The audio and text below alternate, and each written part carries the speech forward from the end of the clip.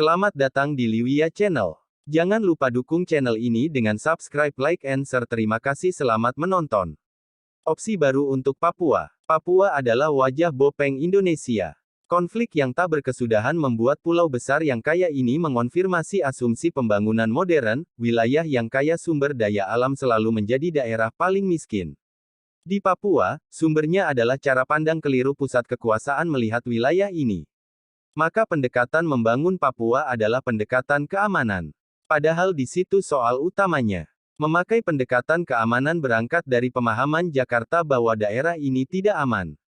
Setelah 6 dekade, Jakarta mulai sadar ada telah keliru dalam mengurus Papua.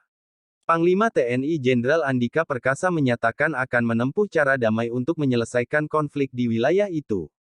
Pikiran ini bisa menjadi langkah awal mewujudkan Papua yang damai. Pendekatan keamanan terbukti malah meluaskan konflik dan pelanggaran hak asasi manusia.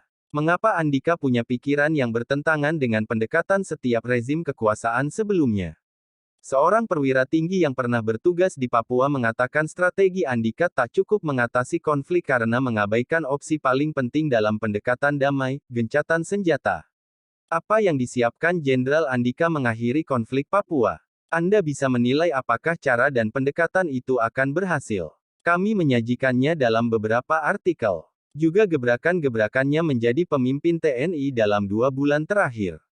Selamat membaca. Stefanus Pramono, Redaktur Pelaksana Nasional Tentara Tanpa Senjata. Panglima TNI Jenderal Andika Perkasa hendak menyelesaikan konflik di Papua dengan pendekatan non-militer. Apakah strateginya efektif? Konflik 6 dekade. Mengapa konflik di Papua abadi? Kekerasan dan konflik bersenjata menelan banyak korban. Tapi Indonesia tak punya catatannya. Politik, korupsi Heliau. Tak hanya soal Papua, Jenderal Andika Perkasa juga hendak membuka kembali korupsi besar di TNI. Dari mana ia mulai? Pisah jalan NU dan PKB. Partai Kebangkitan Bangsa acap diposisikan sebagai anak kandung PBNU. Di tangan ketua baru Yahya Khalil Stakuf, ia akan memisahkan NU dari politik praktis. Apa bisa? Hukum, korupsi, bantuan pandemi. Pandemi COVID-19 memukul ekonomi.